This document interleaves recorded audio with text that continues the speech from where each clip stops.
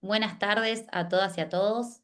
Gracias por estar presentes y acompañarnos en esta nueva actividad organizada por la Comisión de Jóvenes y Nobles Abogados y el Instituto de Inteligencia Artificial y Derecho de nuestro colegio. Mi nombre es Michelle, soy la presidenta de la comisión y para mí es un gusto poder darles la bienvenida a este taller. La idea de este encuentro es acercarnos de una forma práctica y dinámica a la inteligencia artificial eh, para que se convierta en una herramienta útil en nuestro día a día profesional, ayudándonos a adaptarnos a los nuevos desafíos que presenta la abogacía moderna. Hoy tenemos el honor de contar con la presencia del doctor Gustavo Belesquén Sáenz, abogado especializado en Derecho del Trabajo e Inteligencia Artificial. Gustavo es director del Instituto de Inteligencia Artificial y Derecho del Colegio de Abogados de San Martín. Es profesor en la Facultad de Derecho de la UBA, donde dicta la materia Inteligencia Artificial, Algoritmos y Derecho del Trabajo. Y además es docente de posgrado en distintas universidades del país. Es autor de diversos artículos académicos y ha participado como disertante en numerosos congresos nacionales e internacionales sobre derecho de inteligencia artificial, así que le agradecemos mucho por acompañarnos hoy, por su disposición para compartir sus conocimientos y sus experiencias. Así que sin más le damos la palabra al doctor para comenzar el taller. Y una aclaración, la idea es que ustedes pregunten cuando tengan alguna duda. Vamos a estar todos silenciados, ustedes van a poder levantar la mano o escribir en el chat sus consultas y vamos a ir frenando para poder contestarlas en el momento, ¿sí? Así que bueno, Gustavo, te cedo la palabra. Bueno, muchísimas gracias, Michelle. Gracias por las palabras de presentación. Eh, Les doy las buenas tardes a todos y todas. Les agradezco que estemos compartiendo este espacio. Le agradezco también al Colegio de Abogados San Martín, al Consejo Directivo, que nos permite poder brindar estos espacios para tratar de acercar algunas ideas que tenemos respecto a lo que es la inteligencia artificial y que fundamentalmente les sirva a ustedes cuando interactúen para no cometer algunos errores que estamos viendo, ¿sí?, en distintas sentencias donde por el mal uso, el desconocimiento de estas herramientas, uno termina expuesto, ¿sí?, a la posible sanción disciplinaria o por ahí algún tipo de juicio por mala praxis. Entonces, me parece que es importante que tengamos idea cómo funcionan estos sistemas, ¿sí? Qué riesgos implica la utilización, a qué tenemos que estar atentos y bueno, y utilizarlos porque sí son herramientas que nos permiten potenciar nuestra labor del día a día y nos permiten tener una mayor alcance. Hablamos, ¿no?, de abogacía aumentada, ¿no?, cuando utilizamos estas herramientas. Entonces, sin más, les voy a compartir pantalla para ir llevando una presentación de Power que nos sirva un poco de guía, ¿sí? Les pido, como dijo Michelle anteriormente, em, si vamos avanzando y hay algo que tienen dudas, que no entienden, que no les cierra, por favor, hagan las preguntas porque por ahí después seguimos avanzando y no van a terminar entendiendo lo que seguimos hablando porque una cuestión va concatenada con la otra, ¿sí? Así que no me molesta que hagan las preguntas a lo largo de la presentación, ¿sí? ¿Están viendo la pantalla? Si me confirman, por favor, creo que sí. Se ve Se ve perfecto. perfecto. Perfecto, listo. Entonces, bueno, em, ¿qué es lo que vamos a hablar hoy? Más o menos para que tengamos una idea de lo que va a ser la charla de hoy.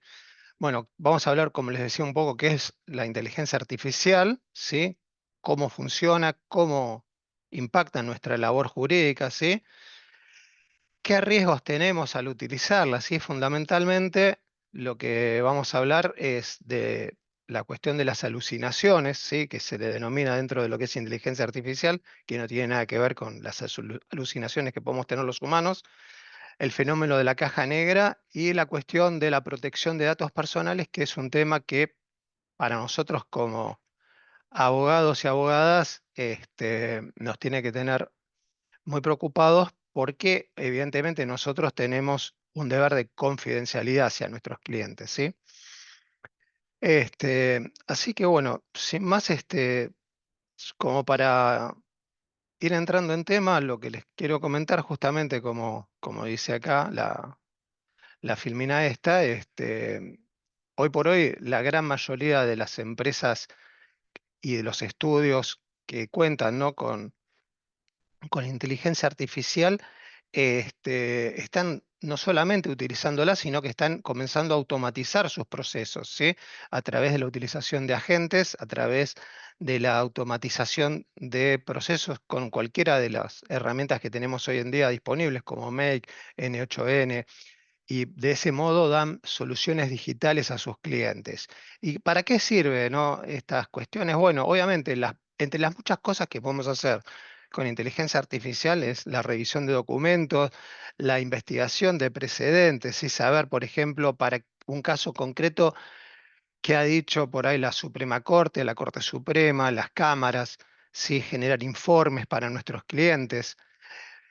Y la realidad es que las las investigaciones que puede hacer o los informes, uno lo puede delegar en la inteligencia artificial y ese tiempo que sabemos que nos llevaba mucho tiempo por ahí buscar para un determinado caso los antecedentes jurisprudenciales, lo podemos dedicar a otras cuestiones que son de mayor nivel cognitivo, ¿sí? Más creativas, que apuntan más a cómo estructurar la estrategia de un caso, ¿sí?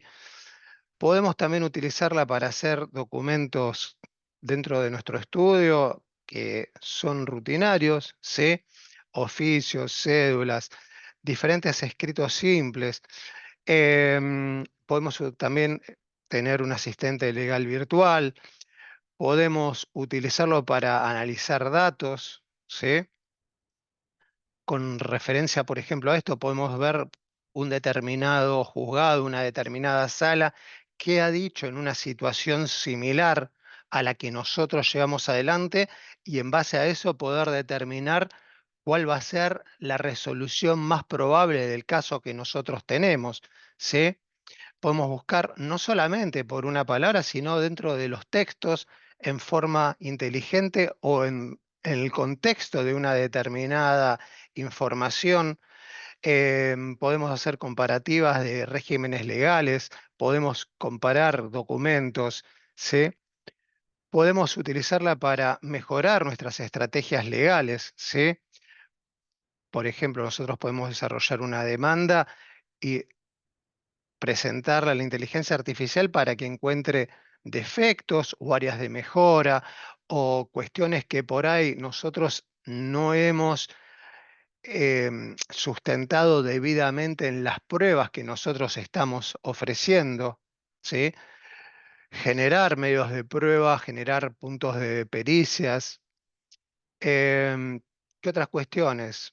Bueno, los podemos utilizar ya para hacer, por ejemplo, documentos que tienen que ver con nuestra práctica diaria. Podemos utilizarla para hacer contratos, ¿sí? Podemos utilizar para ver que se dé el cumplimiento con ciertas normas, ¿sí? Como el compliance, hacer informes que tengan que ver con la debida diligencia de alguna asesoría, ¿sí? Podemos automatizar procesos y también, como les decía antes, podemos utilizarla para hacer la justicia predictiva. Pero lo importante de todo esto es que tenemos que entender cómo es que funciona la inteligencia artificial para poder entender los riesgos que esto tiene. Y entonces, me parece que esto es lo que nos tiene que interesar para empezar a entender cómo es esto, ¿sí? Y en esto, obviamente, ¿no? A través de la historia hay una idea generalizada, ¿sí? Un imaginario social, como decimos acá, de qué es la inteligencia artificial que se la asocia prácticamente a una persona, ¿sí? Hay una antropoformización de estas tecnologías, ¿sí? En parte por una deformación que tenemos nosotros como humanos y en parte porque es algo que es es desarrollado y es fomentado por las propias empresas en cuanto a cómo interactúan estas inteligencias artificiales con nosotros. Y esto nos puede llevar a pensar que del otro lado tenemos un interlocutor que se asemeja a un humano. y la realidad es que no hay nada más alejado de la realidad, ¿sí? La inteligencia artificial se va a basar en cómo funciona nuestro cerebro, ¿sí? Y cómo nosotros aprendemos, razonamos y tomamos decisiones. Y va a tratar de emular ese proceso cognitivo propio de los humanos a través de ciertos algoritmos, ¿sí? Que permiten a estos sistemas hacer tareas que tradicionalmente requerían inteligencia humana. Esto va a ser, en términos generales, idéntico a cómo nosotros trabajamos, ¿sí? Va a aprender, ¿sí? Le van a suministrar reglas para utilizar la información a la cual va a acceder el sistema o el modelo, va a razonar utilizando reglas específicas, ¿sí? Reglas que no van a estar determinadas o encasilladas a que si pasa esto otro, si A, B, sino que van a ser reglas que tienen que ver con cómo yo voy a procesar la información como modelo de inteligencia artificial. Y en base a los resultados que va a proveer, ¿sí? El modelo se va a ir autoajustando, ¿sí? Entonces, cada vez va a ir ajustando su salida para poder acercarse a un determinado resultado que está requiriéndosele, ¿sí? Básicamente, para no andar demasiado en estas cuestiones, vamos a ver que hay dos categorías que son importantes en cuanto a lo que es el aprendizaje de los modelos de inteligencia artificial. Uno es el machine learning o aprendizaje automático, que lo que hace es que a partir de datos puedan llegar a tener una respuesta que va a predecir un resultado sin que estén específicamente programados para cada uno de esos resultados, sino lo que se programa es un sistema por el cual a partir de datos se toman decisiones. Y dentro de esta categoría encontramos otra que es un tipo específico de Machine Learning, que es el aprendizaje profundo, que es el que utiliza redes neuronales para procesar grandes volúmenes de datos y resolver problemas complejos. Una red neuronal es un modelo matemático que se inspira, ¿sí? En el cerebro humano y se utiliza para resolver problemas como reconocimiento de patrones, clasificación, predicción. Está, a ver, esto está formado por diferentes capas, ¿sí? Que van a pasar desde lo más genérico a lo más concreto, y cada capa va pasando información a la capa siguiente. Tenemos que pensar de que cuando hablamos de redes neuronales, de estos modelos de inteligencia artificial, estamos hablando de modelos que tienen cientos, miles de millones de parámetros, ¿sí? O sea que para que tengamos en cuenta la, la complejidad de esto, ¿sí? ¿Cómo opera? Bueno, vamos a tener una entrada, ¿sí? Que va a ser el ingreso de los datos al sistema, ¿sí? Puede ser de cualquier forma, ¿sí?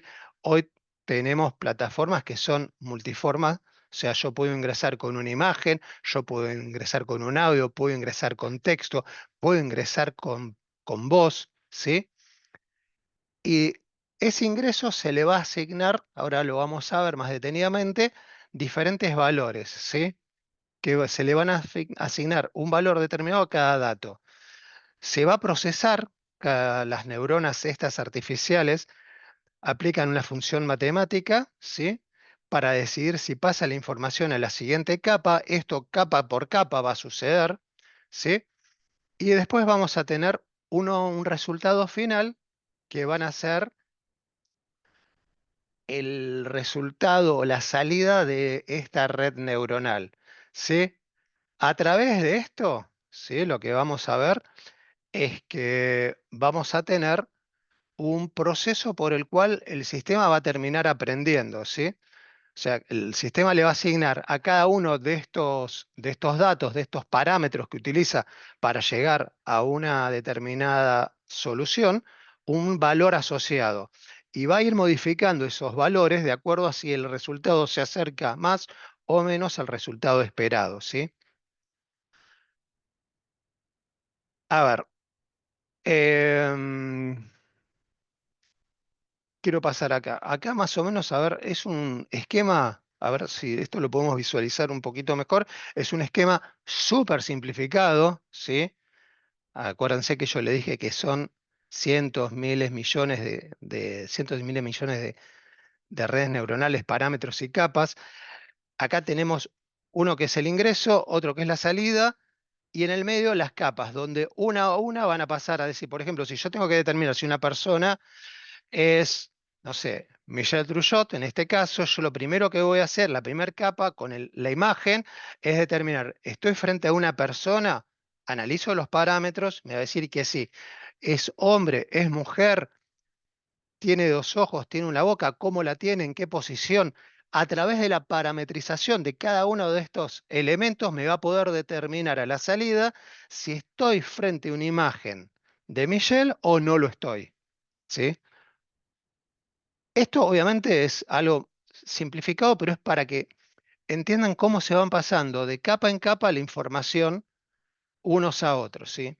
Dentro de este marco, ¿sí? De lo que es la inteligencia artificial, tenemos algo que es ya lo que nos empieza a centrar en lo que nosotros hacemos, que es la inteligencia artificial generativa, ¿sí?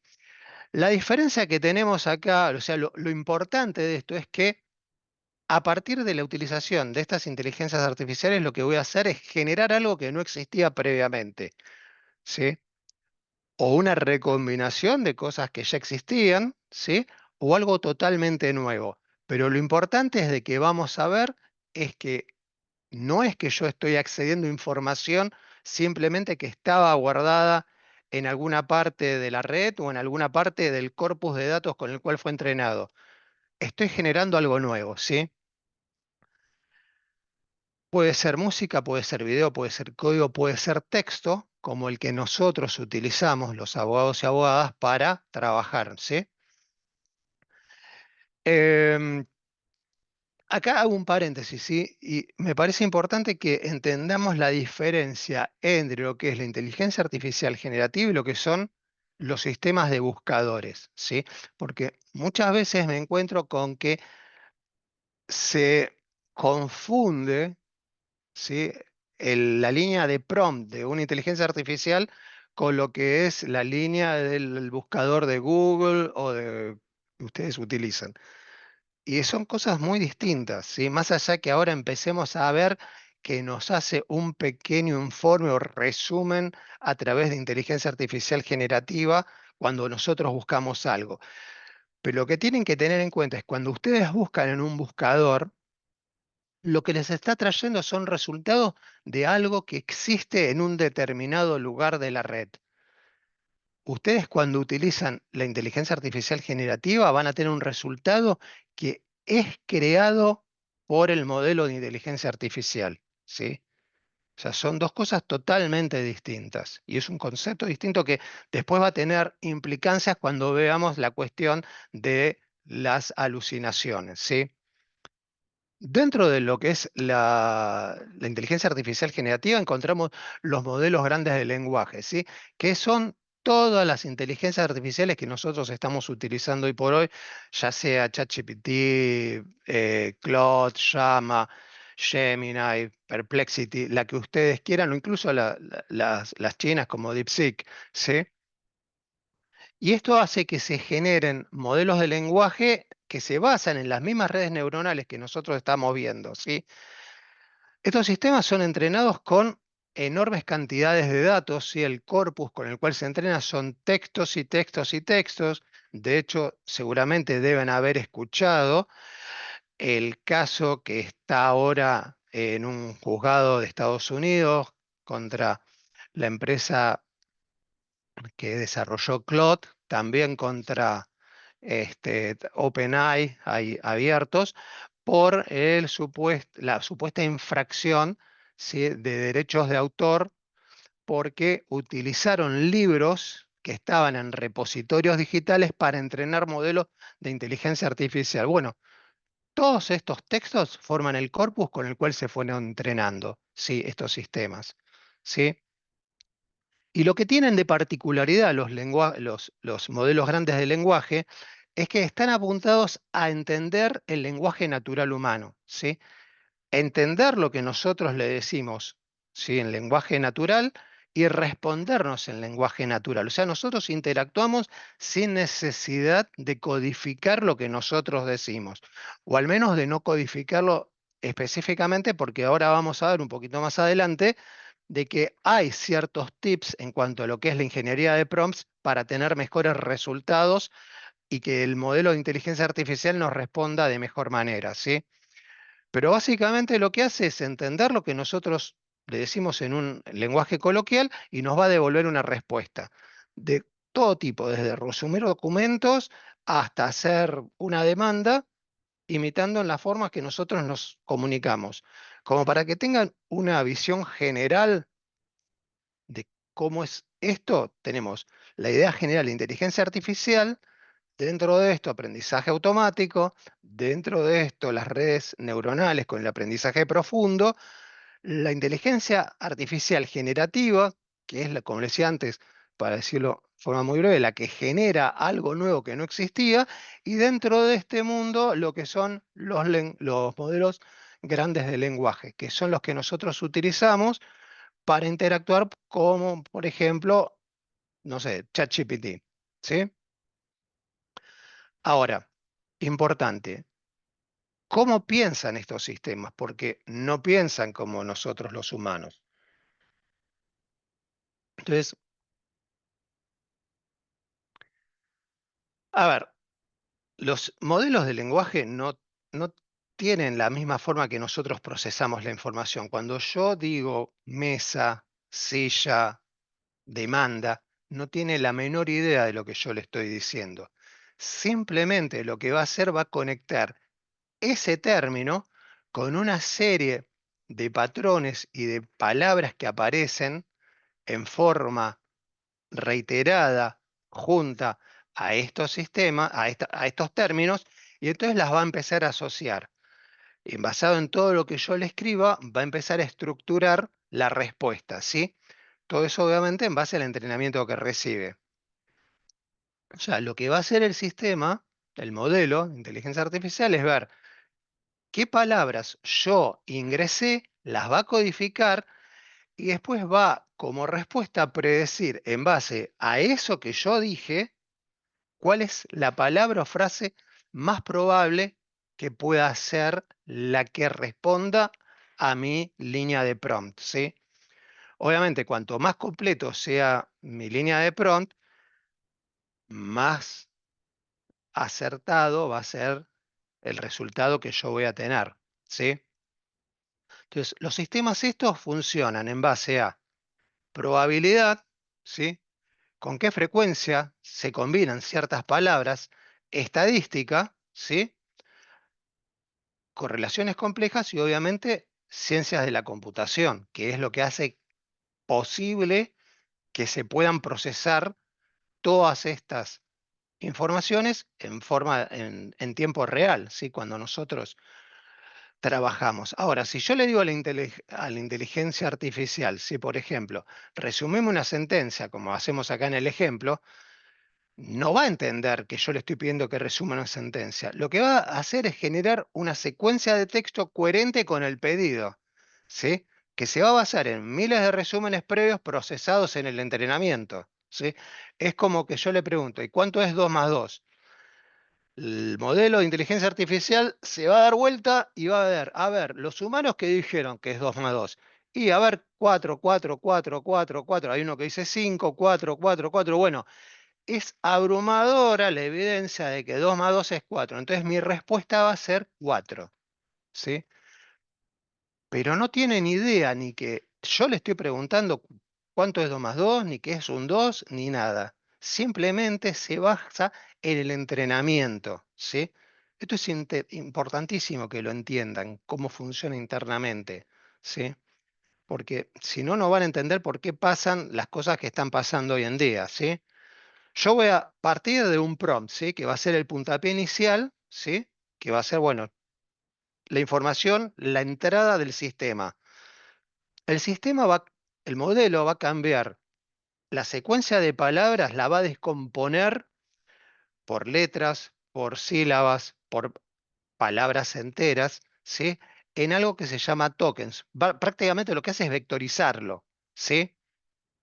y en base a esto va a predecir cuál es lo más probable que sea la combinación de tokens que siguen a uno determinado, ¿sí?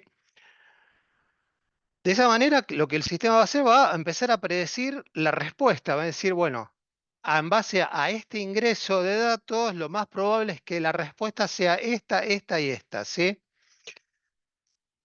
Ahí puede ser de que elija la palabra más probable o que pueda llegar a acceder a perdón, me fui antes de tiempo, alguna aleatoriedad. Ustedes, por ejemplo, pueden controlar en los sistemas algo que se le llama temperatura, que es lo que va a hacer que la respuesta que da el sistema no sea la más probable, sino que elija alguna de las subsiguientes. Y esto que va a generar de que la respuesta sea un poco más creativa, más rica, ¿sí? Porque cuando ustedes, por ejemplo, generan un texto por inteligencia artificial, ustedes lo pueden someter a ciertos programas para determinar si eso fue generado o no fue generado por una inteligencia artificial. ¿Y por qué se lo va a determinar que sí o que no? Justamente porque las palabras que están concatenadas una que en otra son siempre las más probables, ¿sí? Que podrían sucederse unas a las otras, ¿sí?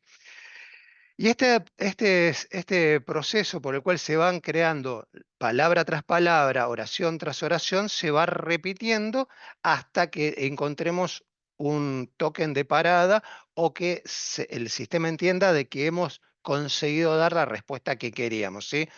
Pero cada una de estas predicciones que va haciendo las va tomando no desde desde el inicio, desde la primera palabra, sino que a medida que va generando nuevas palabras, nuevas oraciones, nuevos párrafos, toma todo eso para generar la subsiguiente creación, ¿sí? Ahora bien, ¿cómo es esto? Para que tengamos una idea de cómo es esto de la tokenización. Bueno, el texto se va a cortar en diferentes unidades que se van a llamar tokens, ¿sí? Que es la vectorización que yo les decía. Por ejemplo, la frase hola, ¿cómo estás? ¿Cómo se divide? Esto es un ejemplo, no es que funcione exactamente así, pero es para visualizarlo, ¿sí? Los vamos a convertir a números. Hola va a ser 264, el espacio 48, como Miss 56, TAS 472, bueno, hacía diferentes números, ¿sí? Y esto es lo que va a utilizar el sistema, ¿sí? Para buscar qué correlaciones hay entre este término y lo que sucede más habitualmente para como respuesta, ¿sí? Los va a convertir una vez que tenga determinado qué números corresponden probabilísticamente a esa secuencia de números, los va a volver a convertir en palabras y nos va a arrojar el resultado. Nosotros vamos a tener, para decirlo así, como por arte de magia, un texto creado de la nada, pero internamente el sistema no sabe ni lo que está diciendo ni lo que no está diciendo. Simplemente va a estar haciendo una correlación entre diferentes variables, ¿sí? Como le decía antes, bueno, el token más probable siempre va a ser el que vamos a encontrar. Yo, por ejemplo, si yo les digo mano, ¿sí? En la nada hay miles de probabilidades, ¿sí? Ahora, si yo a mano le agrego Diego, ¿sí? Ya ahí se empieza a acotar enormemente la posibilidad de generación de otra variable, porque habitualmente vamos a encontrar que Mano y Diego van a estar asociados a otra idea, que es Maradona, ¿sí? Y la mano de Dios. Entonces, como el sistema toma probabilísticamente qué es lo que es más probable que se suceda a un término o al otro, a medida que yo le voy colocando estos términos, nos vamos acercando a este resultado. ¿Entendió que era mano? No. ¿Entendió que Diego tiene algo que ver con la mano de Dios, con el 86, con las vivencias que tuvimos? No tiene ni idea. Puede simular entender, pero no lo entiende, ¿sí?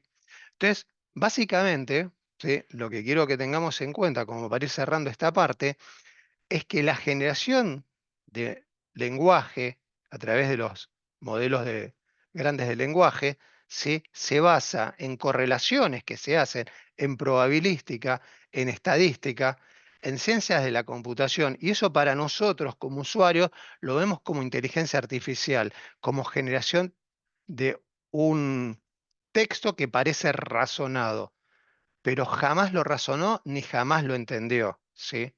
Y aparte hay una cuestión también que es muy importante, que tenemos que tener en cuenta que nosotros como humanos, cuando aprendemos, ¿sí? No solamente aprendemos a través de nuestro cerebro, sino que aprendemos a través de nuestros sentidos, a través de lo que sentimos. Esto para los sistemas, para los modelos de inteligencia artificial, es imposible, ¿sí? Yo, por ejemplo, yo soy abogado laboralista y yo, de los años que tengo, yo sé que cuando me viene a ver una persona y me dice que lo despidieron, yo entiendo el contexto y la situación vivencial que tiene esa persona que me viene a ver al estudio. Porque en ese momento a esa persona se le están generando un montón de incertidumbres en cuanto a su futuro. Esa dimensión, los modelos de inteligencia artificial no la pueden llegar a comprender y vivenciar como la vivimos nosotros hoy por hoy. Entonces, esto tengámoslo en cuenta, porque cuando tenemos una respuesta por parte de un modelo de inteligencia artificial, no pensemos en que estamos frente a un, un émulo de una persona, ¿sí? Un ser humano que tiene otra forma de ser,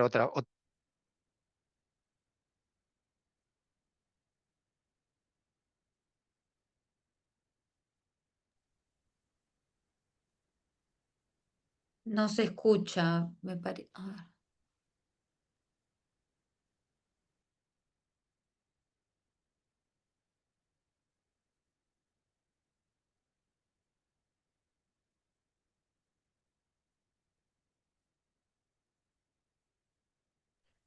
Gustavo, Gustavo, no se escucha lo que hablas. ¿Me escuchás vos a mí? Se perdió tu audio. No, no se escucha nada.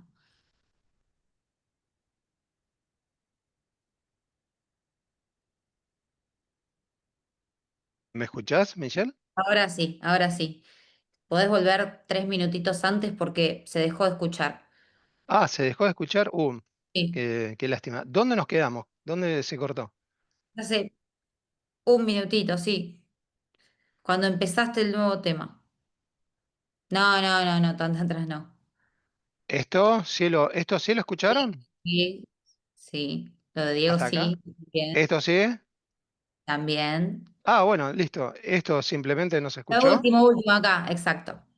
No, bueno, justamente lo que les quería comentar es eso, que no pensemos que los sistemas de inteligencia artificial son una suerte de persona que tenemos como contraparte del otro lado, sino que pensemos que los sistemas de inteligencia artificial son solamente códigos, son algoritmos que no saben ni entienden lo que nosotros le preguntamos ni lo que nos responden, ¿sí?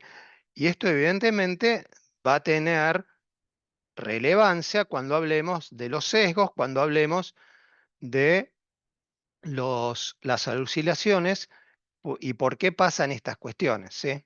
Entonces, yo lo que quisiera saber es si hasta acá se entendió, si hay dudas, porque en base a eso podemos seguir construyendo para poder avanzar.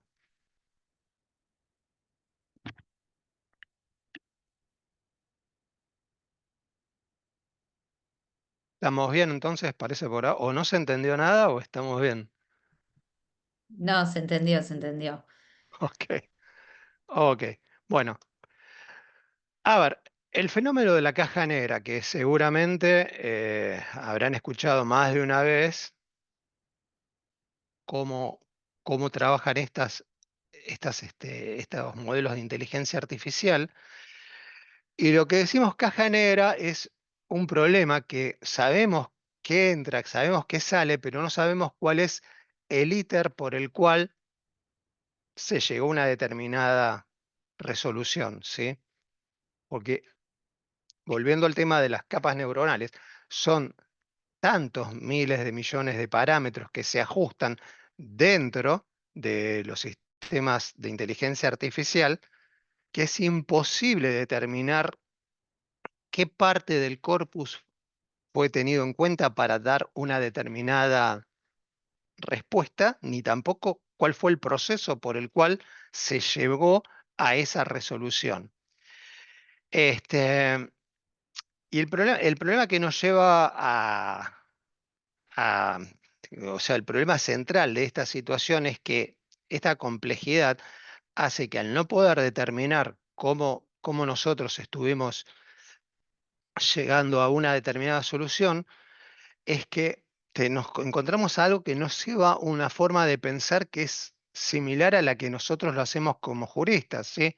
Nosotros pasamos de una serie de principios, de un cuerpo normativo que está dado fundamentalmente por la Constitución y las convenciones sobre derechos humanos y los tratados sobre derechos humanos del 75, inciso 22, que nos dan una cuestión general en base a la cual se van a insertar las normas internas. Vamos a interpretar esa norma y las vamos a aplicar a un caso concreto, ¿sí? El modelo de inteligencia artificial lo que va a hacer es hacer algo similar, pero que no tiene ese mismo camino, ¿sí? Simplemente lo que va a hacer que cada capa va a pasar información a la subsiguiente y en algún punto no vamos a saber cómo fue que llegó a una determinada solución, a una determinada respuesta, ¿sí?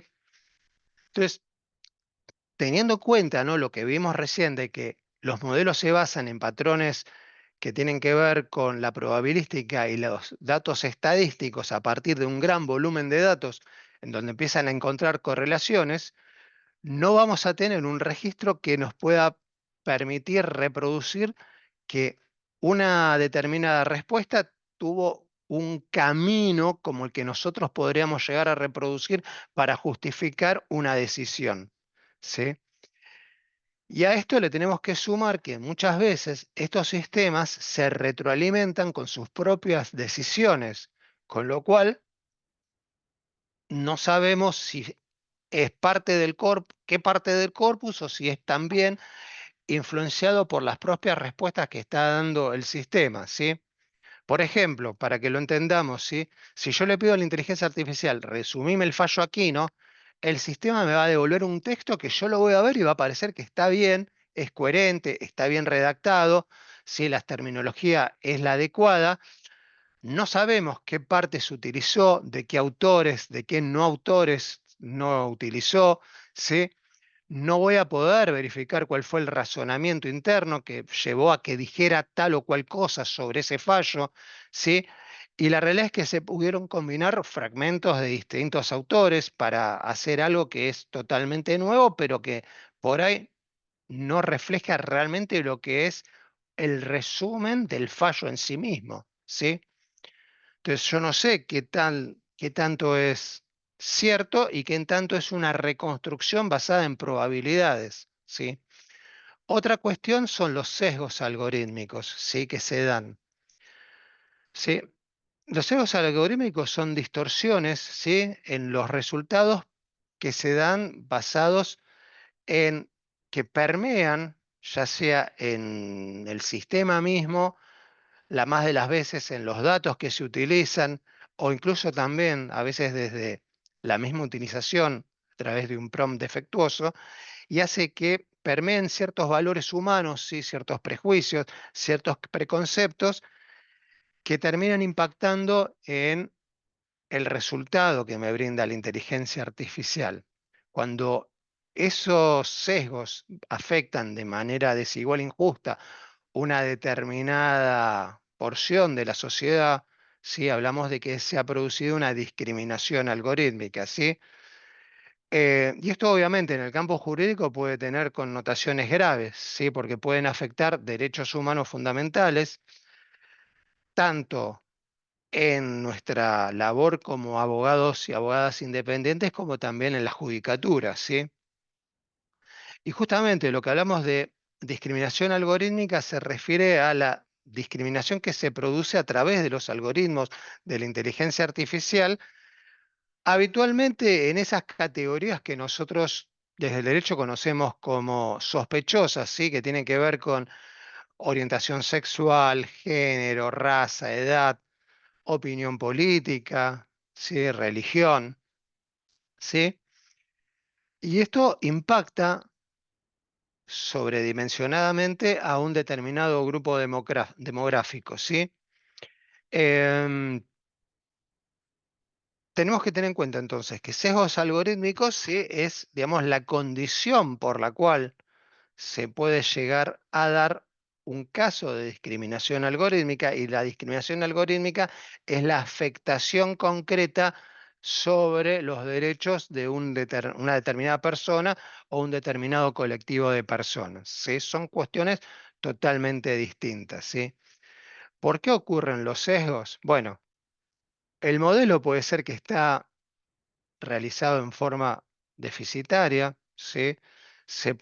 A veces hay cuestiones que tienen que ver con sesgos inconscientes que tienen los desarrolladores, ¿sí? Las personas e incluso los usuarios, vamos a ver, pero estamos hablando de cómo se desarrolla el modelo y a veces, bueno, esos sesgos que tienen internos que no es que dicen específicamente vamos a desarrollar este sistema sesgado, sino que lo tienen tan incorporado que le genera un sistema con algún tipo de sesgo, ¿sí?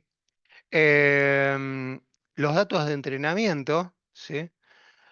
Como les venía diciendo, estos sistemas se basan en un aprendizaje, en un entrenamiento que tiene que ver con cientos y miles de textos, ¿sí? ¿Qué pasa? Si esos datos que se utilizaron tienen prejuicios, si esos datos que se utilizaron no son completos, de calidad, actuales, representativos, si no están debidamente curados, posiblemente van a dar un sistema sesgado. ¿Sí? Y así como nosotros en gastronomía decimos que un plato nunca va a superar la calidad de los ingredientes que lo componen, lo mismo sucede con la inteligencia artificial en cuanto a los datos, que serían los ingredientes que se utilizan. Si esos ingredientes, esos datos no son de calidad, los resultados van a ser imprecisos, ineficientes y pueden dar lugar a una discriminación algorítmica, ¿sí? Otra cuestión, no menos importante, es la interacción con el usuario. Si yo pregunto mal, si yo prompteo mal, lo más probable es que el resultado que yo obtenga pueda estar sesgado, ¿sí?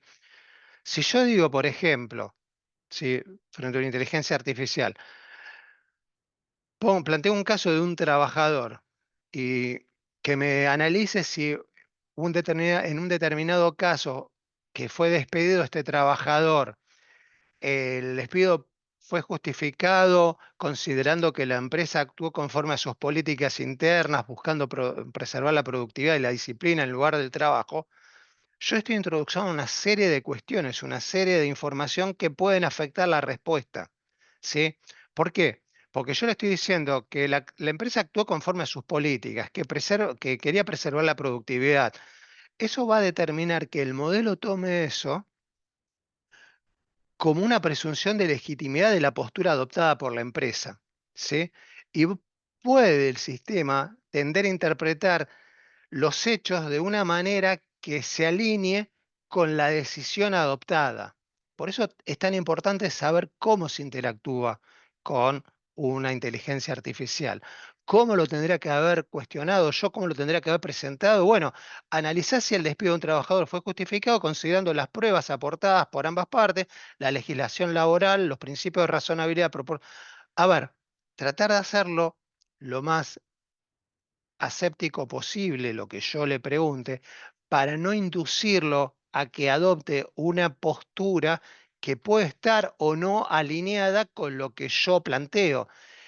Porque si no, yo voy a estar enfrente de ciertos riesgos, ¿sí? Porque yo voy a adoptar una decisión, o puedo adoptar una decisión basado en lo que me diga una inteligencia artificial, cuando esa inteligencia artificial me está devolviendo un resultado sesgado y entonces puedo estar perjudicando a mi cliente.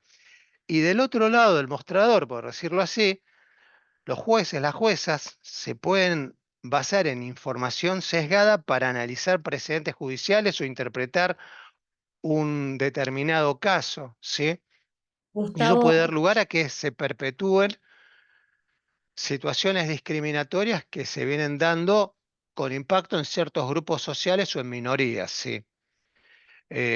Algo de esto sucedió, por ejemplo, en el famoso caso Amazon, ¿sí? Que bueno, que pasó a conocer con caso Amazon, pero la realidad es que hay infinidad de casos de esto con diferentes empresas, ¿sí? Gustavo, te corto un Sí, segundito. Tenemos una pregunta en el chat de Gerardo. sí. Nos pregunta si estás al tanto si actualmente algún juzgado en Argentina, obvio con reserva del mismo, está utilizando inteligencia artificial para la redacción de sus sentencias, especialmente por la cuestión del sesgo algorítmico, te preguntan. Eh, que yo esté enterado, no. Sí, lo que existen son sistemas que sirven para hacer en ciertos casos un proyecto, pero que debe ser revisado después por un funcionario o juez que determina si se dan los casos, en el caso si se dan los antecedentes para otorgar o no otorgar una determinada resolución. Esto sobre todo, por ejemplo, en cuestiones que son por ahí más, más digamos, más del tipo de que cumplidos ciertos requisitos se le otorgue a alguien una determinada calidad o un determinado estatus jurídico, que simplemente lo que hay que hacer es verificar que se den ciertos supuestos y ante estos supuestos automáticamente se le otorga esa solución, ¿sí? O sea, como para decirlo sin decir específicamente de qué se trata, ¿sí? Por ejemplo, acá Hernán Rodrigo Arcudi dice, en procesos que son en cada silla está funcionando la IA. Sí, funciona en este sentido. Por ejemplo, acá en Argentina tenemos el sistema Prometea, ¿sí? Que apunta a eso. Pero, por ejemplo, si yo tengo que otorgar una medida de abrigo y yo tengo ciertos requisitos que me indica la normativa para otorgar esa medida, si están cumplimentados, bueno, habría que otorgarla. Pero los sistemas lo que hacen es procesar la información, verificar que se den las situaciones estas y recomendar si un proyecto, como antes teníamos dentro de los juzgados, aquel que hacía el proyecto de una resolución o de una sentencia, bueno, después esto va a ser revisado por una persona. Y esto se relaciona un poco con otra de las cuestiones que no la abordo acá específicamente, pero por ejemplo, todas las que son las guías éticas de utilización de inteligencia artificial, desde la de Asilomar 2017, la de Hiroshima del Grupo de los Siete, las de las Naciones Unidas del 2021, que nosotros somos partes signatarios, que si bien son soft law, son indicaciones, son principios generales, eh, lo importante es que indican que todas las cuestiones estas deben ser revisadas por un humano, lo que se denomina human in the loop, ¿sí? Y entonces el rol de la persona pasa a ser el de revisión y el de corrección en su caso, si hay un apartamiento, ¿sí? De lo que tendría que ser el curso del proceso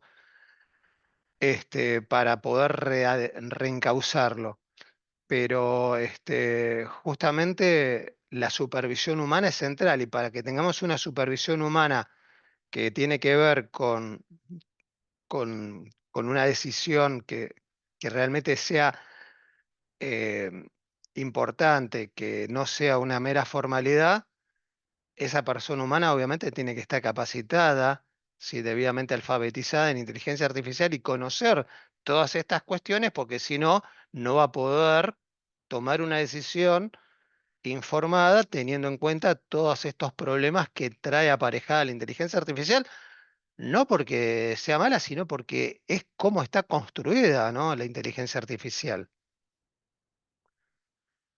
Acá Quinteros Rojas Alejandra pregunta, estoy leyendo el chat, perdón. Espero haberlo contestado, ¿no? Si no, lo profundizamos. Me gustaría saber qué sugerencia me da la utilización de inteligencia no y por el momento utilizo Gemini. No sé cuál es de su preferencia. La verdad es que hoy por hoy no tengo una preferencia en particular porque esto es como una carrera de autos, ¿sí? Si me decís hoy ChatGPT con el modelo 5 y está más avanzado que Gemini, pero dentro de una semana Gemini va a tener una nueva funcionalidad que va a hacer que lo pase a ChatGPT y ChatGPT después va a venir, y la verdad que estamos siempre, no podemos estar, salvo de que haya un cambio demasiado pronunciado entre una tecnología y otra, la verdad es que estar atrás de los cambios permanentes que se dan no nos puede servir.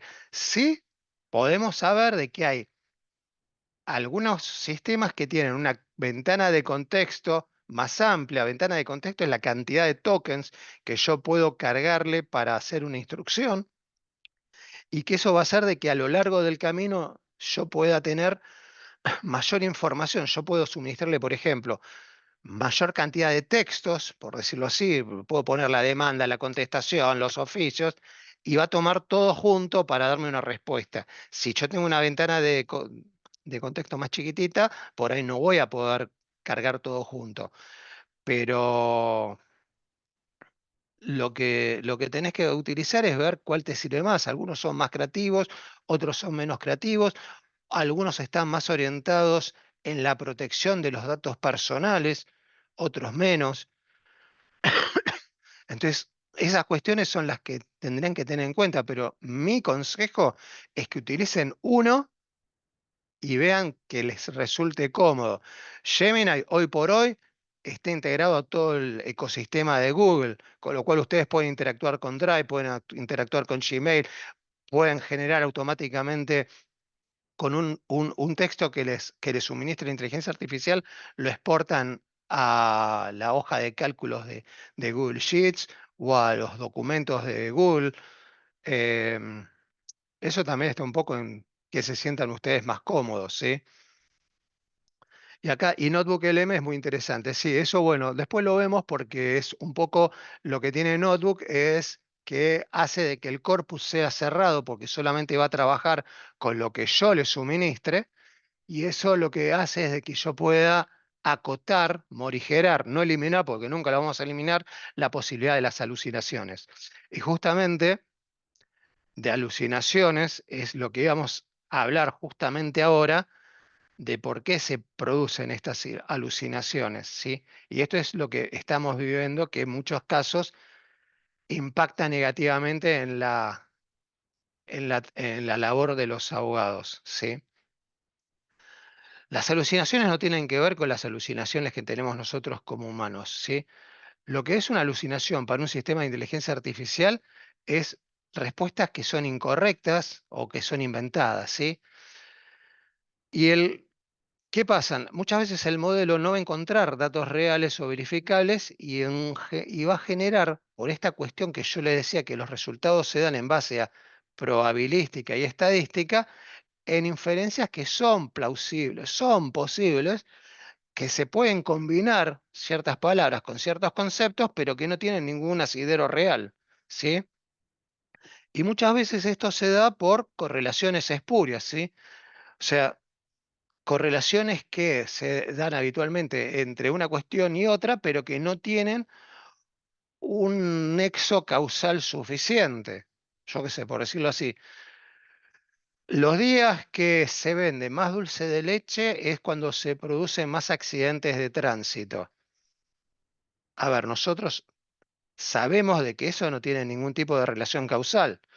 Hay una relación que se puede dar, pero el sistema por ahí lo toma como que por el hecho de venderse más dulce de leche se generan más accidentes, ¿sí? Porque el sistema se basa simplemente en estas cuestiones matemáticas, ¿sí? Por ejemplo, si yo pregunto al sistema cómo se regula el teletrabajo en Argentina y el modelo me responde por la ley 2744, o sea, por la ley de contrato de trabajo, está mal eso, porque obviamente si bien está contemplado dentro de la ley de contrato de trabajo, como una modalidad más, sabemos que específicamente en nuestro sistema legal es la 27.555 la que lo regula, ¿sí? Pero ¿qué pasa?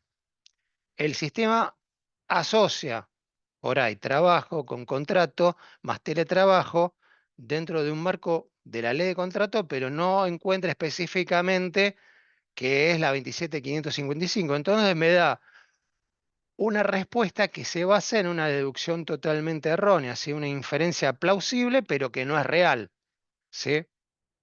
Una correlación espuria, si yo pregunto, ¿quién promulgó el convenio 190 del OIT? ¿Sí?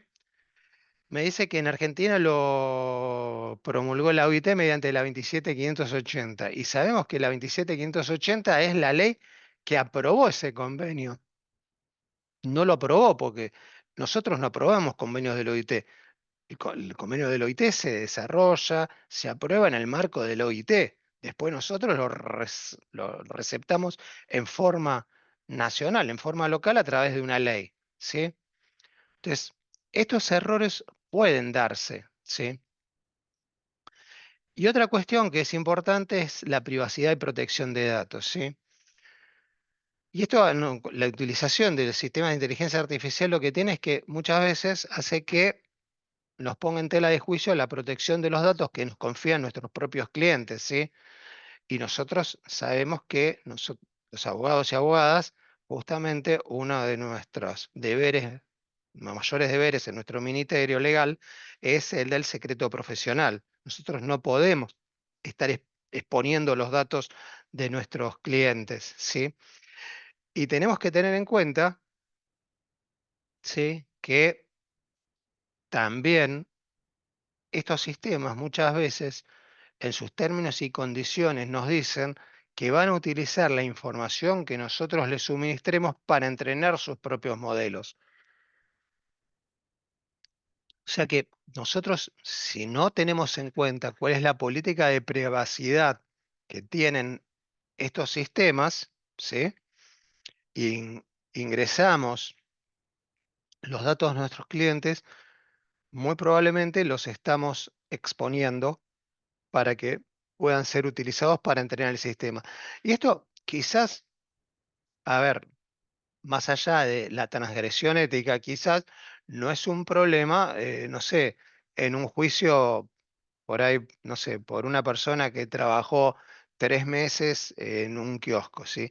Ahora, si ustedes tienen un caso donde están asesorando a una empresa petrolera, donde se está decidiendo la exploración de una determinada zona y se están poniendo en la balanza miles de millones de dólares de inversión, evidentemente para la empresa es un problema que ustedes utilicen un sistema de inteligencia artificial donde están exponiendo datos sensibles y que tienen un valor económico tan importante, ¿sí?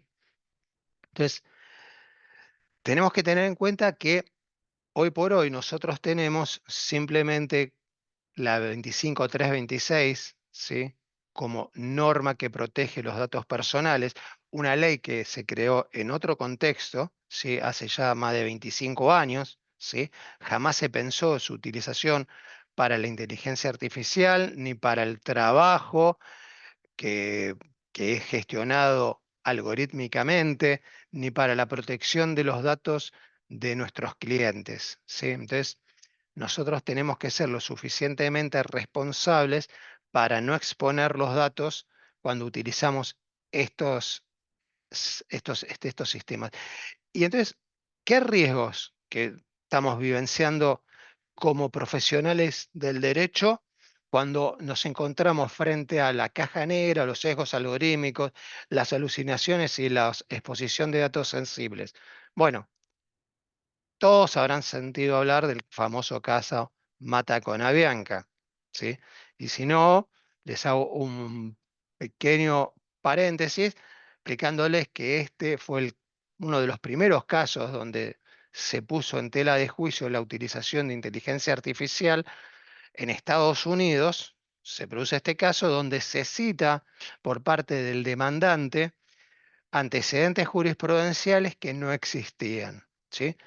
Máxime en el contexto, ¿sí?, del sistema legal americano, donde el precedente legal es tan importante, ¿sí? Entonces, ¿qué sucedió? Esta persona utilizó ChatGPT para buscar información de casos relevantes que se acomodaran a su demanda, le suministró ciertos antecedentes jurisprudenciales, ¿sí? Y la realidad es que esos casos no existían, eran alucinaciones del sistema, ¿sí? Em, ¿Qué es lo que pasó ahí? Bueno, que ante esa alucinación al abogado le aplicaron una multa y una posible sanción. Pero eso que ya se estaba dando en el mundo, ya hay casi 400 casos a nivel mundial de este tipo de sentencias, ya impactó en lo que es nuestro derecho interno en Argentina. Sí, el primer caso fue el caso este que les traigo a colación, que fue en Rosario. Se citaron precedentes inexistentes, ¿sí? ¿Qué se determinó acá? Que hubo una violación del deber de veracidad y probidad. Por más de que mi cliente me firme una autorización para la utilización de inteligencia artificial, eso no me libera como abogado y abogada de que deba controlar las fuentes, ¿sí? Y tenemos que tener en cuenta que la firma que nosotros le ponemos a cualquier escrito implica nuestra propia responsabilidad, ¿sí? Y en ese primer fallo hubo simplemente una advertencia de que se tiene que utilizar con responsabilidad. Un segundo caso en Córdoba, ¿sí?, también con citas inexistentes. Y acá lo que pasó es que la sanción fue la pérdida de honorarios por parte del profesional, ¿sí? Y se le recordó que por el Código Procesal el abogado debe actuar con probidad, diligencia y buena fe procesal. Un caso en Morón, ¿sí?, más reciente, el caso Acevedo, ¿sí?, se citó un fallo inexistente, ¿sí? Y acá ya lo que se dijo es que más allá de que se tiene que revisar toda cita normativa o jurisprudencial, ¿sí?, se le remitió un comunicado al colegio para que tomara intervención. Ustedes saben que muchas veces los magistrados, el artículo 35, tienen la potestad de aplicar sanciones. Desde los colegios de abogados nosotros sostenemos que esa potestad debe materializarse en la información al colegio para que analice si se debe hacer lugar al inicio de una causa disciplinaria. Pero si bien no le aplicó sanciones por temeridad y malicia, se dejó planteado que podría incurrirse, ¿sí?, en esta situación. Y un caso ya de General Roca en Río Negro, ¿sí?, el caso este es más reciente, se sostuvo de que se violaron normas éticas, ¿sí? Y lo que se adujo también, que es importante, es que si las citas fueran inventadas se podría llegar a configurar una estafa procesal, ¿sí?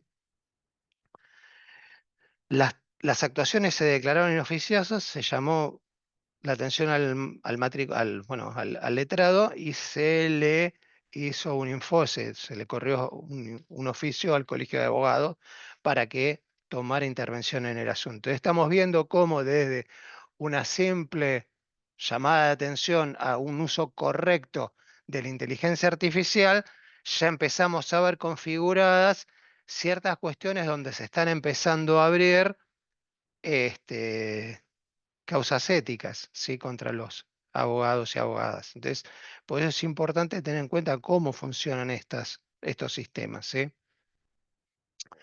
Y en definitiva, no es que tengamos miedo de utilizarlo, el tema es utilizarlos bien, ¿sí? Entonces, tenemos que corroborar la existencia y la exactitud de las fuentes, validar la interpretación jurídica que nos da, documentar el proceso y las correlaciones realizadas para tener un resguardo propio, ¿sí?, de lo que son nuestras actividades, ¿sí?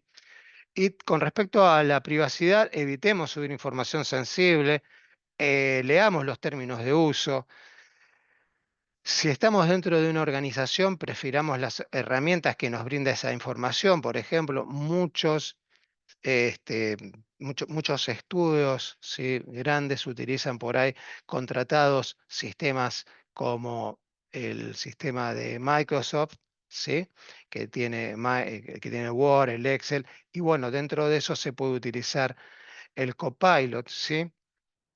Y establecer protocolos dentro de las empresas, dentro de los estudios, sobre la utilización de inteligencia artificial. Al respecto, hay una recomendación que la Comisión de Inteligencia Artificial e Informática de la FACA realizó. Hay también recomendaciones que ha hecho el Colegio de la Abogacía Pública en Capital Federal. Hay recomendaciones de otros colegios específicamente, pero bueno, lo más importante es que tienen que tener en cuenta es que corroboren los resultados que le dan siempre en estos sistemas, ¿sí? Porque son muy buenos, no hay que dejarlo de utilizar, pero atañen riesgos, ¿sí? Y justamente lo que le estaba diciendo es que al utilizar estos sistemas, nuestra profesión se ve modificada, ¿sí? Hablamos de lo que es la abogacía aumentada, ¿sí? No nos reemplaza, no reemplaza el criterio jurídico, pero sí nos permite potenciarnos, ¿sí? Podemos aunar el criterio jurídico humano y la capacidad tecnológica y nos podemos sacar de encima ciertas tareas repetitivas, mecánicas y dejarle más tiempo libre a la estrategia y la creatividad, ¿sí? ¿Cuáles son nuestras capacidades? Bueno, las habilidades blandas las tenemos que reflotar, las tenemos que profundizar, el criterio, la experiencia, la ética, la inteligencia emocional, estas cuestiones que nosotros muchas veces podemos entender lo que está vivenciando la otra parte y apoyarnos en las capacidades propias de la inteligencia artificial como la detección de patrones, la automatización y así liberar tiempo para poder usarla en cuestiones de mayor nivel cognitivo, ¿sí? ¿Qué competencias tenemos que desarrollar? Alfabetización digital en inteligencia artificial, el diseño de prompts, el análisis crítico de las salidas, esta supervisión humana que es fundamental, ¿sí? Y tener en cuenta los riesgos que estamos y tratar de tomar aquellas decisiones que nos permitan mitigar esos riesgos, ¿sí? ¿Qué cuestiones tenemos que potenciar? Adaptación, ¿sí? Obviamente nosotros como abogados y abogadas estamos acostumbrados a que tenemos que adaptarnos permanentemente, ya lo decía una de las máximas de Couture, ¿sí? Formarnos continuamente y utilizar la inteligencia artificial con criterio crítico, ¿sí? Y dentro de esto, sí, dentro de este marco teórico, ahora vamos a adentrarnos un poquito en cómo interactuar con estos sistemas, ¿sí? Y para esto lo que vamos a analizar es lo que se denomina ingeniería de prompt, ¿sí?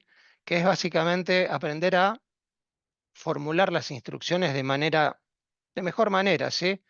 Indicando qué queremos, en qué contexto, de qué forma, la calidad que nosotros esperamos de esa respuesta, ¿sí? Y así como nosotros cuando redactamos un pliego de posiciones, hacemos una demanda, formulamos punto de pericia, si hacemos algo que es demasiado genérico, sí, el famoso, esas demandas chorizo, esos puntos de pericia de corte y pegue que vimos en algún modelo, el resultado va a ser pobre. Acá va a ser lo mismo. Si nosotros no prompteamos debidamente con el debido conocimiento, con algunas pequeñas mínimas reglas que tenemos que conocer, el resultado no va a ser el que nosotros queremos obtener. Entonces, si yo les digo, por ejemplo, explícame la jornada laboral argentina, vamos a tener un prompt vamos a tener una respuesta que va a ser muy vaga respecto a un prompt donde yo le indico en base a qué artículo se tiene que, que, que responder, en base a qué ley. eh, ¿Cómo tendremos que promptear? ¿Sí? Vamos a avanzarlo esto, ¿sí? ¿Cómo tendremos que promptear? Bueno, hay algunas reglas, ¿sí? Este, Una de ellas es el zero shot, ¿sí? Que es cuando yo no le doy ningún ejemplo, ¿sí? Simplemente le tiro algo, por ejemplo, sin ningún tipo de guía previa. Le digo, quiero a ver un resultado sobre algo. y no me interesa a mí demasiado la precisión, ¿sí? Por ejemplo, quiero una primera respuesta para entender por ahí un tema en general, para situarme en un tema, para tener un punto de partida, una primera respuesta que tiene que ver eh, con lo que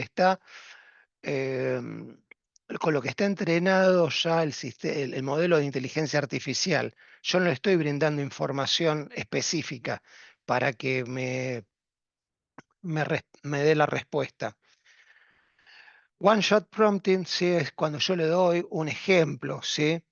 Y acá yo no solamente le voy a dar, por ejemplo, un ejemplo de qué es lo que yo quiero o cuál es el texto sobre el cual yo quiero que trabaje, sino que también le puedo dar el texto con la estructura que yo quiero que tenga la respuesta, ¿sí?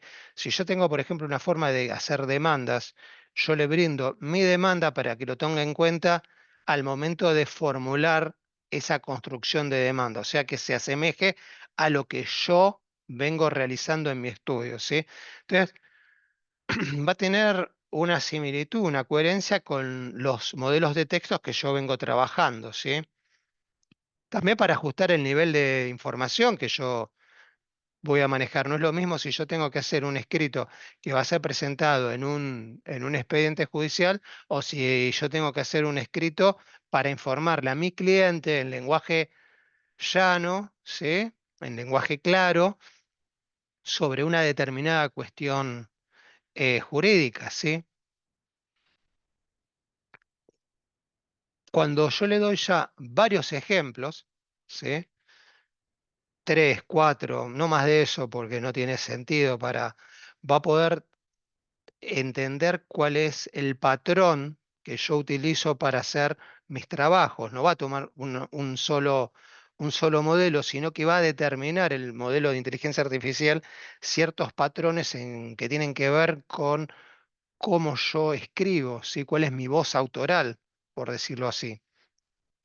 Y va a ser mucho más fidedigno en responder a la forma en que yo actúo habitualmente, ¿sí?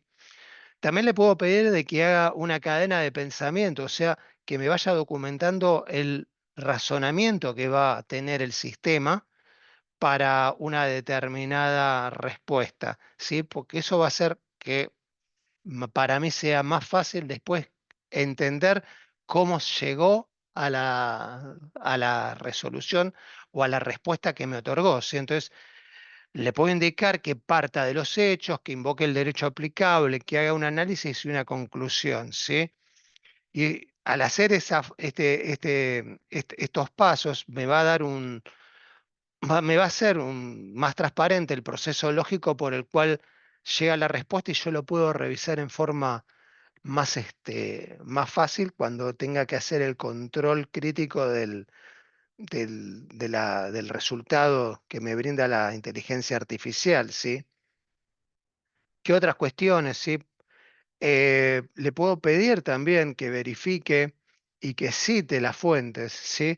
Y que me digas específicamente que si la fuente no está verificada, me lo indique. Y si me da la cita, yo después puedo ir a cada cita y verificarla personalmente.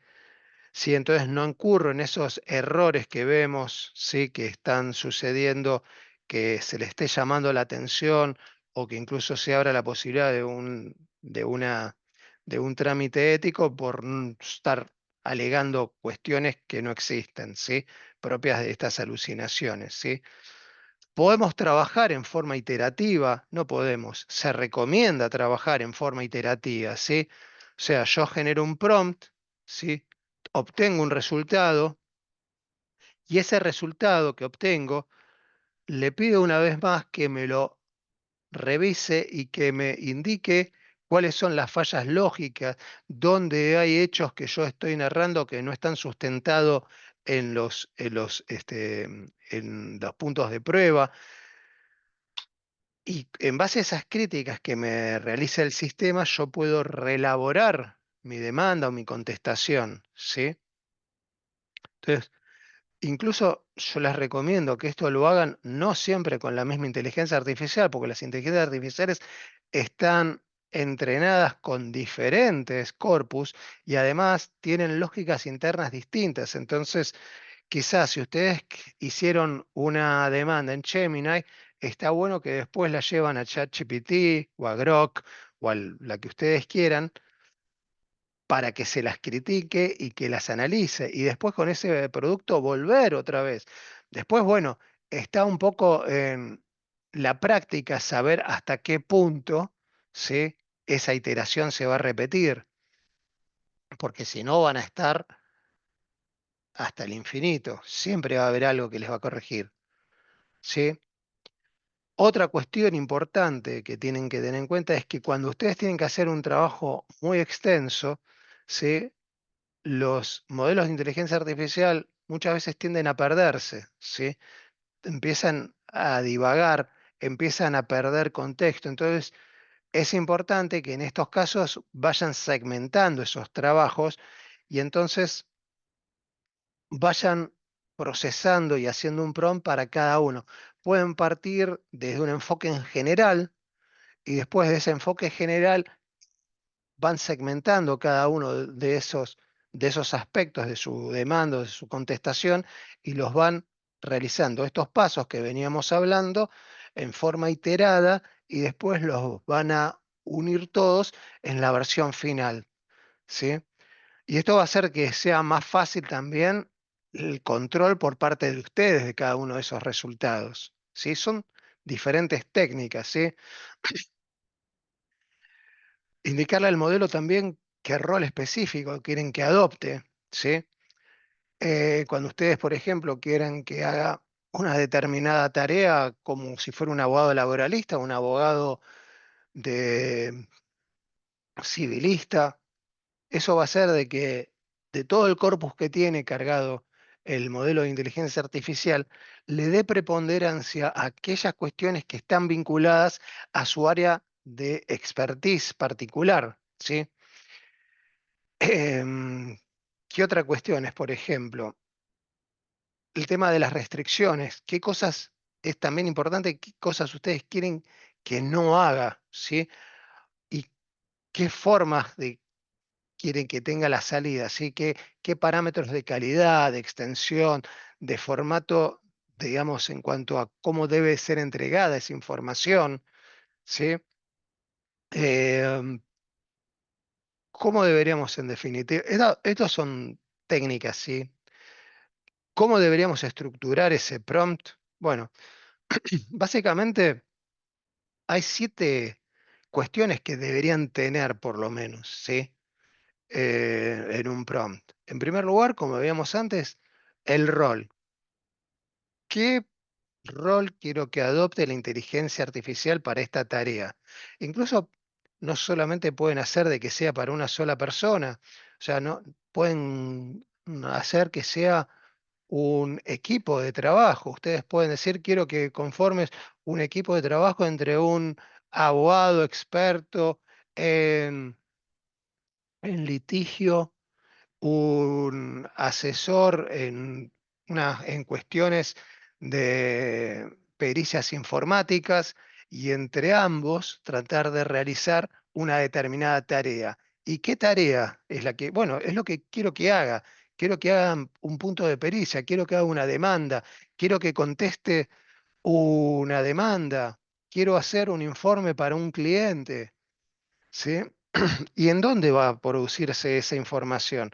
Tengo que decir si va a ser, por ejemplo, en Capital Federal, en la provincia de Buenos Aires, porque entonces se va a situar en cuanto a dónde se aplica, qué antecedentes jurisprudenciales hay, qué procedimientos hay en esos lugares, ¿sí? ¿Qué normas? Si yo, por ejemplo, quiero que se trabaje con una determinada norma, un determinado convenio colectivo de trabajo, ¿a quién va a estar dirigido la información? Como decía antes, no es lo mismo un informe a un cliente que un escrito judicial. ¿En qué tono? ¿Sí? ¿Qué nivel va a tener ese escrito?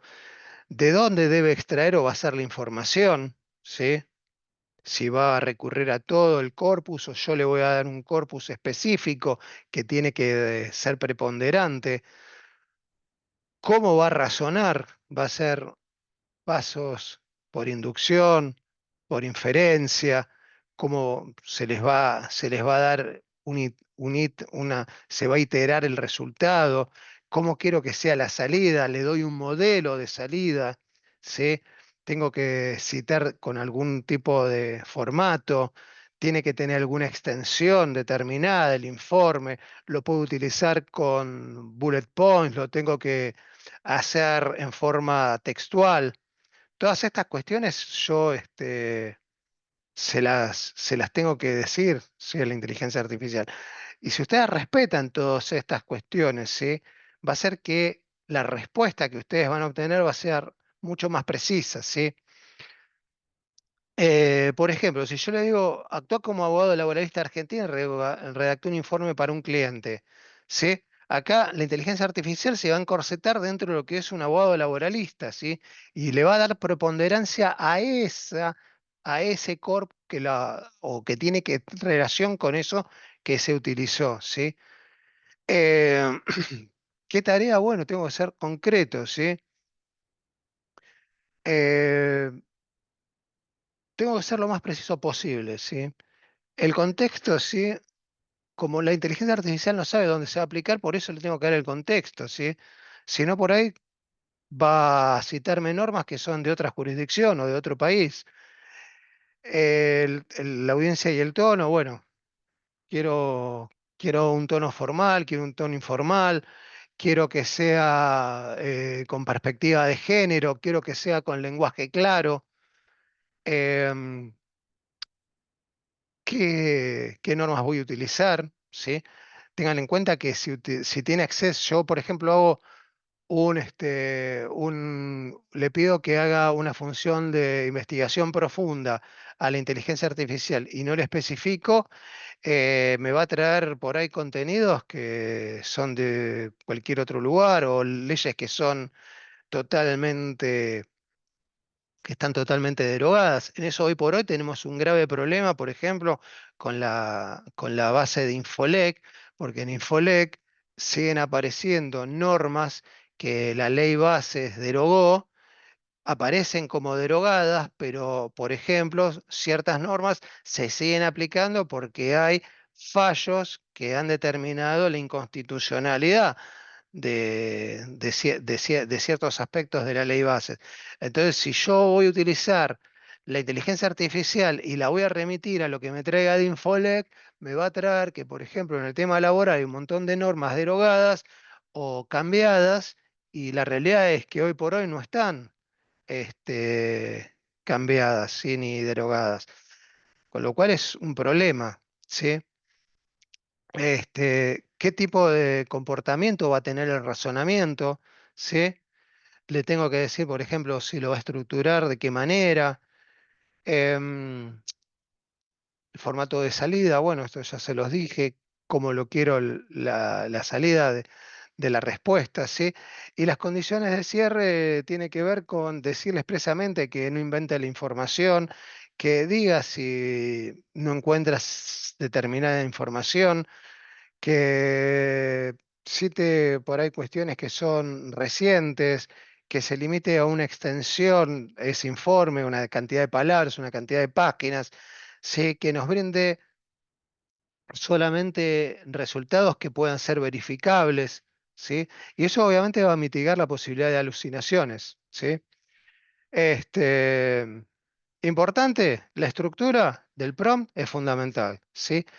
Que utilicen estos delimitadores y que a veces mejoren la oferta probabilística en el sentido de que no se queden con el primer resultado, ¿sí? Iterarlo, el resultado siempre les va a dar un mejor producto final, porque evidentemente lo primero que les va a dar quizás no se va a adaptar específicamente a lo que ustedes quieran. Entonces, como les decía antes, si ustedes van yendo entre una inteligencia artificial y otra, y haciendo este proceso de iteración una y otra vez, van a, van a poder tener un mejor resultado, ¿sí? ¿Cuáles son los errores más habituales que tenemos al promptear? Bueno, falta de contexto jurídico, ¿sí?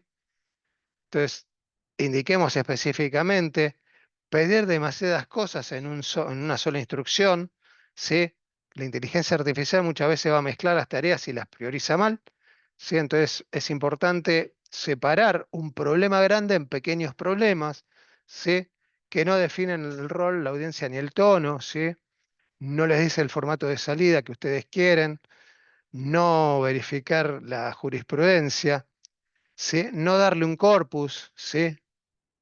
Entonces, cuando ustedes le pueden dar información, por ejemplo, lo que hablábamos antes, que hablaba el colega sobre Notebook LM, lo que permite Notebook es hacer, por ejemplo, darle solamente que trabaje con lo que nosotros le suministramos de información. Podemos tildar de que no utilice otro tipo de información, ¿sí? O se lo decimos específicamente a nuestra inteligencia artificial que se limite a la información adjunta solamente para evitar que pueda ser más propensa a estos inventos, a estas alucinaciones, ¿sí? No poner límite ni exclusiones, no iterar ni auditar a la salida, ¿sí? Algunos ejemplos de uso de cómo poder hacer un prompt, ¿sí? Acá, para que tengan un ejemplo de lo que es combinar técnica de prompteo con las recomendaciones de cómo utilizar un buen prompt, ¿sí? Bueno, empezar con el rol, la tarea, el contexto específicamente, ¿sí? El razonamiento, ¿sí? Cómo debería estructurar ese razonamiento de objeto, el precio, plazos. Bueno, acá estamos hablando obviamente de un contrato, ¿sí? Podría ser cualquier otra cosa, ¿sí? ¿Cómo quiero el formato? ¿Qué le pido específicamente? Que no me invente normas, que me señale si algo no está verificado, como para que yo esté al tanto de que eso no esté verificado y le preste más atención, ¿sí? Acá, bueno, en base a eso, ¿cómo sería un modelo listo para pegar y usar? ¿Sí? Después, obviamente, donde estamos, estas informaciones le vamos ingresando lo que yo quiero hacer específicamente, ¿sí? Si yo tengo que trabajar sobre un archivo específico, ¿sí? Por ejemplo, que analice la demanda que yo le estoy adjuntando y que lo mismo, que se estructure los hechos alegados, la prueba, ¿sí? Quiero avanzar un poquito y les quiero mostrar, por ejemplo, em, un ejemplo de un prompt de una pericia informática, ¿sí? Como para que vean más concretamente cómo lo podemos utilizar, ¿sí? Entonces, actúa como perito informático judicial especializado en análisis forense de correos electrónicos, respetando la normativa argentina, buenas prácticas y qué tarea. Propone puntos de pericia destinados a validar la autenticidad e integridad de correos electrónicos aportados. Contexto, un proceso, bueno, no sé, civil en Argentina, jurisdicción San Martín, provincia de Buenos Aires. Finalidad, ¿qué es lo que yo quiero con esto? Asegurar la trazabilidad y reproducibilidad de la evidencia digital, garantizando su control y contradicción en juicio. ¿Sí? ¿Cómo tiene que ser esto? Tiene que respetarse la cadena de custodia digital en todo momento, documentando cada intervención. El procedimiento debe ser trazable, reproducible. Bueno, toda una serie de instrucciones que debe tener en cuenta para que genere los puntos de pericia. La preservación de y la cadena de custodia, qué información debe obtener, cómo deben ser la verificación del recorrido de la información entre servidores, cómo debe hashear la información. Hashear es aplicar un algoritmo que me permite que si yo tengo una determinada información, le aplico un hash, lo que va a hacer es que me va a salir un código, ¿sí? Que es, pongámosle, la huella digital de ese archivo. Si yo después ese archivo se le modifica un solo píxel, un solo punto, y le aplico de vuelta el hash a ese archivo, me va a dar un número que no tiene nada que ver con el que yo determiné inicialmente. Y eso me sirve para poder resguardar información digital y autenticarla después, ¿sí? Que me analice los metadatos, ¿sí? Los metadatos, para los que no saben, son los datos que viajan adosados a la información que yo envío. Por ejemplo, si yo, no sé, saco una foto con mi celular, los metadatos van a indicar si está habilitado el GPS, me va a indicar dónde fue tomada la foto, el horario, con qué cámara, qué bueno, la fecha, obviamente, quién es el usuario que lo está utilizando. Son una serie de informaciones que van adosadas a los datos que yo transmito específicamente, ¿sí?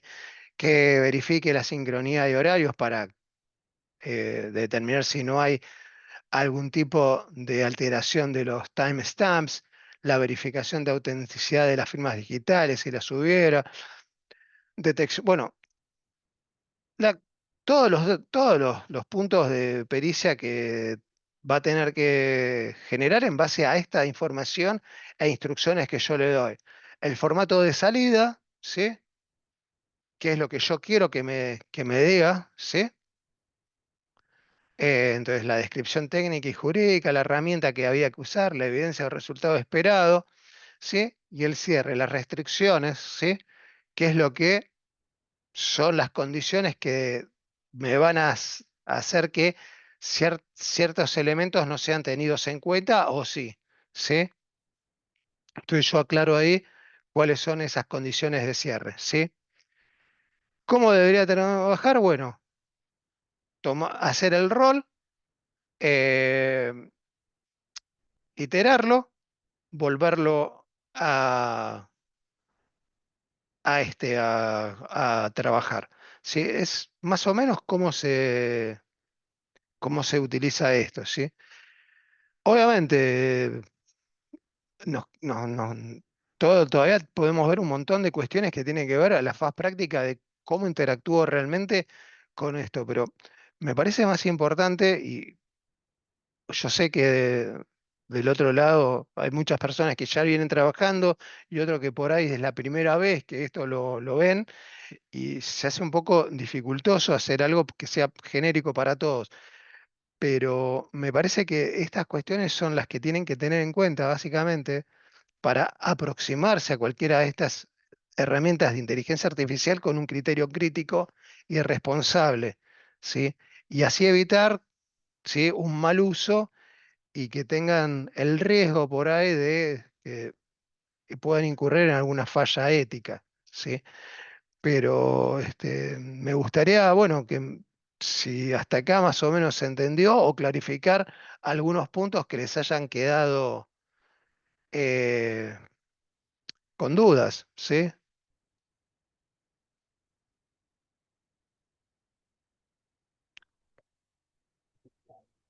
¿Alguien tiene alguna duda? ¿Se quiere desilenciar? Te están aplaudiendo los chicos. ¿Me escuchás, Gustavo, vos? Sí, te escucho perfectamente. Hay una consulta en el chat de Raúl. Te pregunta si detrás de la inteligencia artificial hay un negocio. Por los servicios pagos, pregunta. Ampliación de tokens o mejoras de modelos de razonamiento. A ver, las empresas, cualquier empresa de estas, cualquier empresa tecnológica, obviamente tienen un afán de lucro, no lo hacen por beneficencia. Invierten muchísimo dinero y esperan tener un retorno a cambio. Obviamente, desde el hecho de, no sé, comprar el plan Pro, el comprar el plan que tiene agentes, obvio que hay un negocio y es lógico. Microsoft nos vende un sistema operativo y también con el tiempo lo va modificando y pretende que nosotros compremos uno más, más moderno. Sí, todos son negocios. Perfecto. Hay otra pregunta de Nadia, que te consulta si los humanizadores de textos de inteligencia artificial ¿Sirven para corregir textos de IA o solo es a los efectos de que se vea más natural, por decirlo de alguna manera? No, a ver, no sé qué quiere decir con corregir textos de IA. Em, si hablamos de mejorar la redacción que puede generar cualquier sistema de inteligencia artificial es perfecta. Si hablamos de corregir las alucinaciones, no. Simplemente lo que hacen los humanizadores es, como les decía anteriormente, esta cuestión de subir la temperatura, ¿sí? Y jugar un poquito con las respuestas probabilísticas para no tomar la más habitual, tomar alguna otra y entonces generar un texto que no sea tan predeciblemente generado por inteligencia artificial, o introducir algún que otro error ortográfico, o generar textos que tienen ciertas características específicas que pudieran ser asimilados a aquellos que hacen las personas humanas. Pero también la realidad es que ustedes pueden analizar su propia forma de escribir, ¿sí?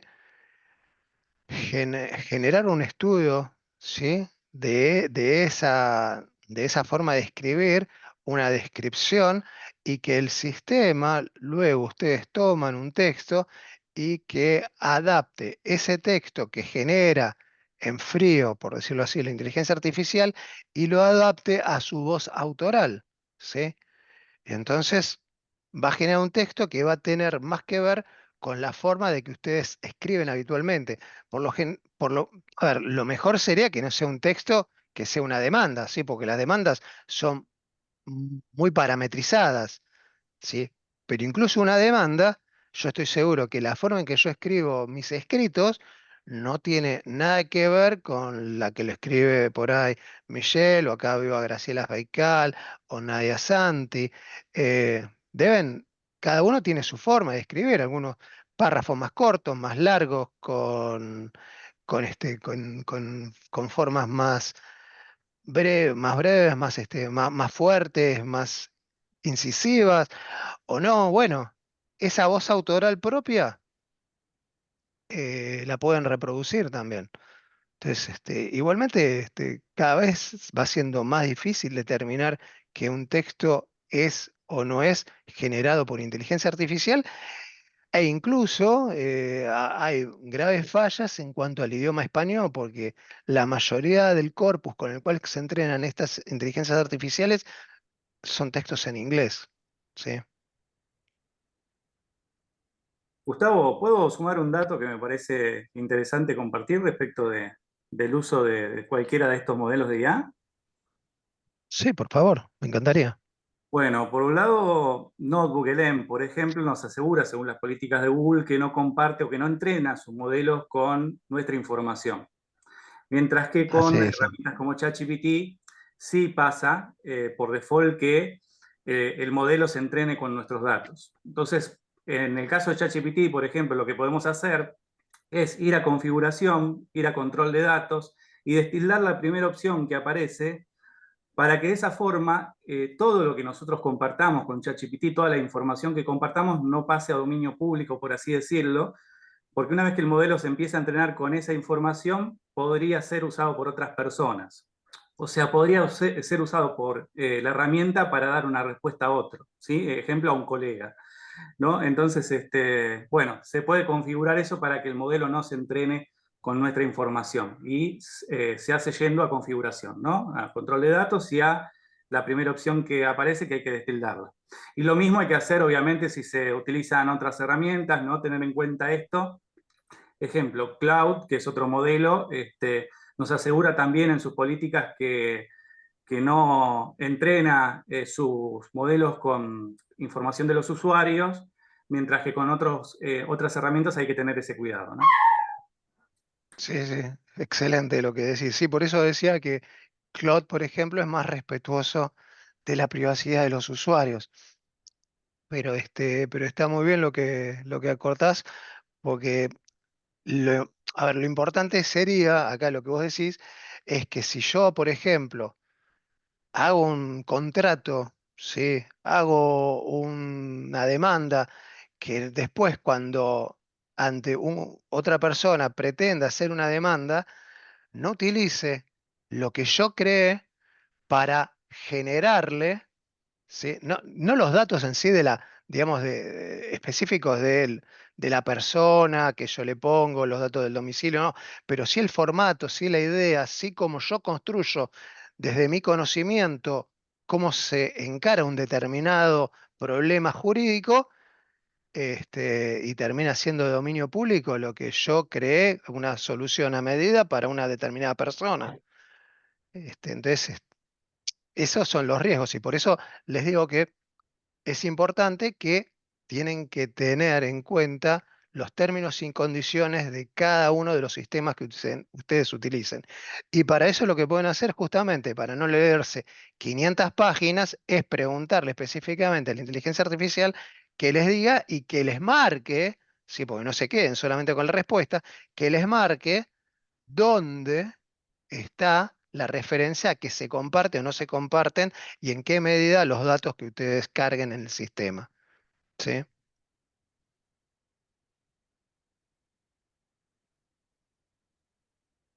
No sé, Michelle, si hay alguna otra Bueno, consulta. no, por el chat ya no hay más consultas, te están agradeciendo la información, excelente Bueno, exposición. gracias. Así que bueno, si te parece, cortamos acá. Gustavo, mil gracias, estuvo muy bueno. Lo vamos a subir al canal de YouTube en unos días, así que gracias a todos por venir. Dale, bueno, buenísimo. Me alegro y bueno, hay que seguir trabajando y obviamente haciendo esta suerte de docencia de estas herramientas de inteligencia artificial, ¿no?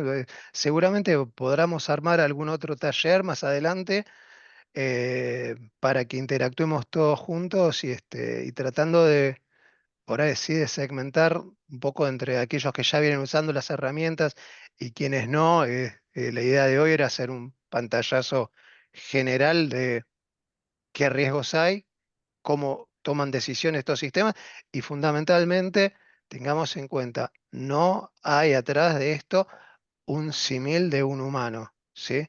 Trabajan en base a probabilística, estadística, correlaciones, y eso muchas veces es lo que hace de que estos resultados, sí que les denominamos alucinaciones, nos generen por ahí un mal trago cuando estamos trabajando, ¿sí? Perfecto. Bueno, muchas gracias chicos. Hasta luego, nos vemos. Chao, buenas tardes, que tengan muy buen día.